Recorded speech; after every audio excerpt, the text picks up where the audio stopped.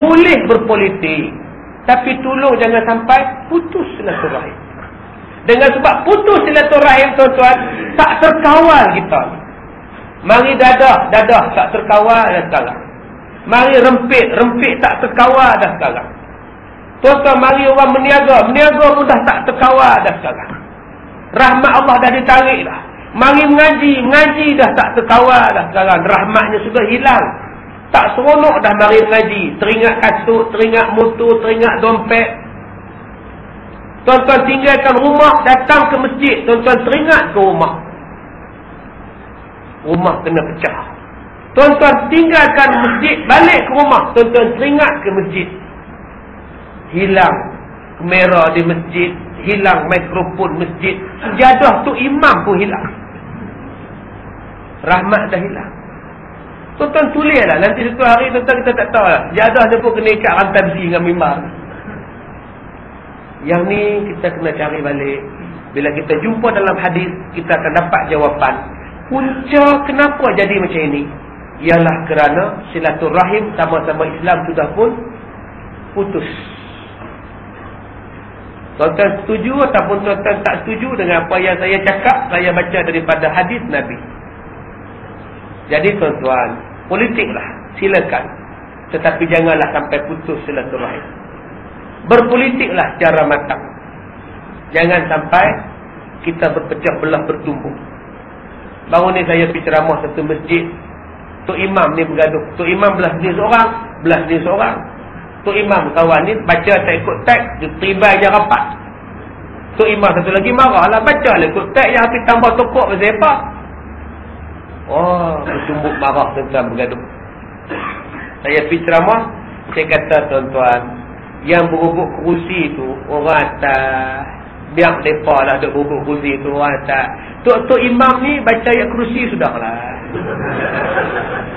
Biar mereka selesaikan masalah mereka tahulah selesai. Ikut peraturan, ikut undang-undang, selesailah masalah. Ikutlah peraturan, selesai masalah.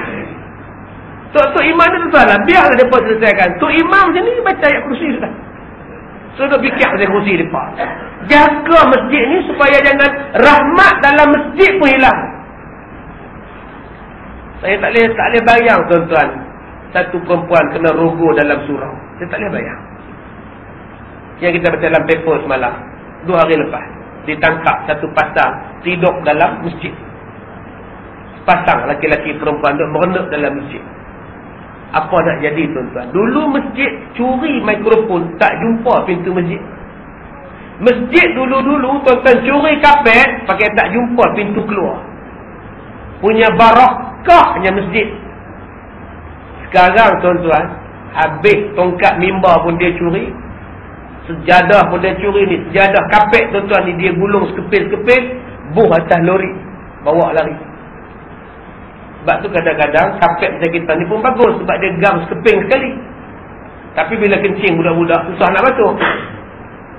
Bagus pula kapet yang sekeping-sekeping, boleh gulung. Kalau budak berak kencing kotak ke apa, kita pergi basuh di luar. Tapi risiko yang hak gulung tu, dia gulung sekali semua. Bawa lori 3 tak. Tok siap baru naik motor pukul 10 pagi. Nak ke mana ni bawa kapet? Pengurusi suruh vacuum. Oh iya ke? Eloklah kapet pada kotor. Tok siap terus pikir pula tentang buku. Datang mayang Zuhur, pengurusi tanya, mana kapet kita tersiap? Kata tu Haji suruh cuci. Tadi lori dah ambil. Eloklah tuan-tuan. Sampai hilang rahmat, orang mencuri dalam masjid.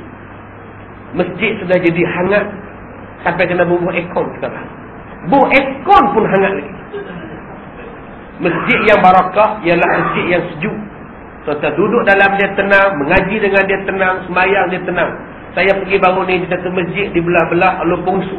Saya masuk je tuan-tuan, Allahu Akbar. Pukul saya ceramah tu pukul 12 tengah hari. Saya kata pada pengurusi dia, seronok masjid Tuan Haji, seronok. Dia kata, Ustaz, kayu ni orang tua-tua dulu tarik dengan kerbau tak? Nak buat masjid ni, kerbau tarik kayu-kayu balak ni. Buat tiang-tiang ni semua masjid lama-lama tuan-tuan, barakah, rahmat. Kalau tuan-tuan berani, pilih curi kapet. Mereka buat dengan jerih-perih, mereka buat dengan ikhlas, mereka buat betul-betul kerana Allah. Saya ceramah sampai pukul 1 petang tuan-tuan, tak terasa panas. Walaupun tak ada ekor. Ini dikatakan barakah tuan-tuan. Masjid lama, cantik, damai, tenang. Sebab tu tuan-tuan kalau nak cari masjid yang tenang, yang sejuk, itu barakah. Saya syorkan pada tuan-tuan, tuan-tuan pergi ke masjid Berincang. Cukup tenang, sejuk, aman. Ya. Masjid Berincang, Cameron Highland. Memang sejuk ya, barakah. Baik, kemudian yang kedua, yang takkan masuk syurga ialah yang dayus. Dan yang ketiga yang tak masuk syurga, suruh-suruhan kerana berbuat zina. Ni dia. Suruh-suruhan kerana berbuat zina ni apa? Bapa ayam, mak ayam, anak ayam, segala jenis yang berkaitan dengan pelacur. Gigolo. Dia jadi orang tengah. Orang tengah nak menguruskan gigolo. Dia. Yang ni haram cium bau syurga. Dan demikian lagi juga. Yang demikian lagi juga. Dia kata apa tu? Dia kata apa? Demikian lagi tu apa? Qiyadah. Qaf ya dalha. Dalta. Qiyadah ni apa benda? Kat pukul 10 anak tuan-tuan. Dia pun termasuk dalam dosa yang besar jua. Qiyadah maknanya ialah orang yang mempertemukan orang dengan laki-laki dan perempuan kepada rumah yang lain. Broker. Qiyadah ni broker. Bukan setakat dia bapa ayam, mak ayam, dia rana ke, dia apa benda ke. Itu satu hal lah. Qiyadah juga. Termasuk qiyadah ialah tukang kira bicara. Tuan-tuan ni orang tengah. Recommend. Dengan sebab tuan-tuan recommend man. Atau recommend budak tu dah. Ni nombor telefon dia. Cubalah tengok tackle kok dapat. Lepas tuan-tuan bagi nombor tu, dia tackle sungguh. Dapat tuan-tuan. Perempuan tu layan. Laki-laki tu kata, I follow. Macam pernah dengar je tu. Laki-laki tu layan dengan perempuan. Dating dekat taman KLCC. Siapa yang bawa recommend tu? Tu hak tukang bagi nombor. Dengan hang sekalipun dosa. Jaga-jaga tuan-tuan. Yang mana rajin untuk pertemukan orang. Nak jadi orang tengah, nak nikah orang. Sebab tu saya, kalau orang minta saya jadi orang tengah, nak bagi nikah orang, saya cakap. Saya telefon laki-laki, saya jumpa laki-laki. Okay, sekarang kamu nak kahwin tak? Ya. Sekarang ada budak perempuan ni, cikgu ni minta jadi jodoh. Jadi saya nampak kamu dengan dia ni, entah dengan dia sesuai. Kalau boleh kita pergi tengok dulu. Panggil mak pak entah pergi tengok. Jadi saya tukang bawa. Kalau ikut saya ni tuan-tuan, cucu banyak lah. Menantu ramai lah. Yang saya uruskan bagi kahwin. Tapi bila saya uruskan, Tuan Haji, inilah pelajar saya, nama dia sekian-sekian-sekian, kerja sekian-sekian-sekian. Tuan Haji nak tanya apa? Tanyalah. Uruskan. Tak pergi main anak darah dia pula. Saya kata, ni mak, inilah yang cikgu ni yang saya nak uruskan. Tengok, kenal tak kenal. Pakcik, kalau nak menyembah dengan anak perempuan ni, pergi dapur, silalah makcik. Pakcik tu dia diam, biar makcik je pergi dapur. Saya yang uruskan, saya atok.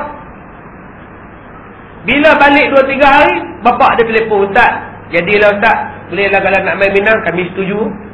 Saya pergi Minang pula. Telefon saya, Haji, letakkan harga, bagi jadilah. Saya buat syarat tu, letak harga, bagi jadi. Jangan pergi letak berbelah, berpuluh ribu, tak mau. Letak hantaran tu kira munasabah. Tak munasabah pun, Munah Sarawak. Jadi munah aja. Itu saya punya PL. Tak. 5,000 sebelah tangan boleh Ustaz? Boleh. Jelas. Kalau saya kata tak boleh, saya tak mau. Saya kata simpan lagi bagi ke orang lain. Bila bertunang, saya jumpa dua-dua orang. Sekarang saya yang recommend ke hampa untuk hampa kahwin.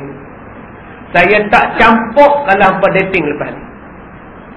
Jangan dating, jangan pegang tangan, jangan peluk, jangan duk cium, jangan duk buat apa selagi mana hampa belum kahwin. Jangan duk jumpa taman bunga. Saya tak suka. Allah kata haram. Boleh, Mat? Boleh. Cikgu? Boleh. Kalau nak jumpa